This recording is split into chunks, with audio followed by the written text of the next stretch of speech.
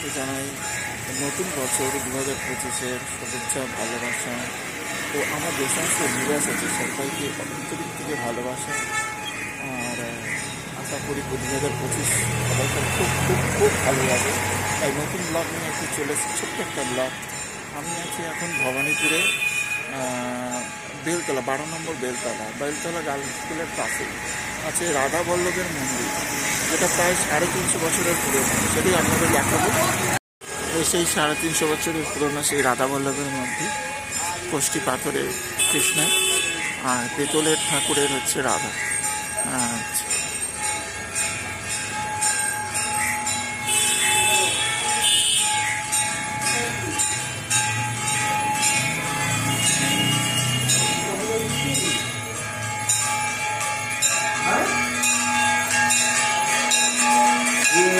আজকে নতুন বছর, সেই জন্য এখানে একটা বিশাল অনুষ্ঠান হচ্ছে। রাধা বল্লভের আজকে পুজো হচ্ছে, পুজোয় আমাদের আমন্ত্রিত।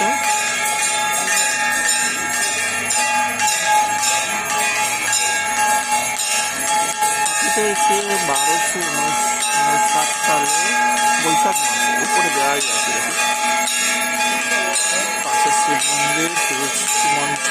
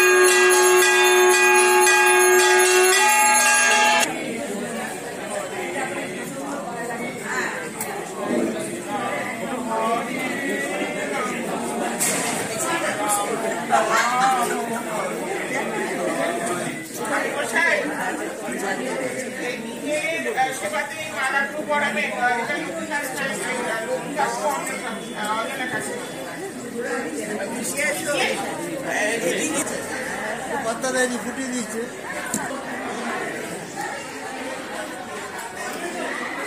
শিব মন্দির, তুলসী মঞ্চ,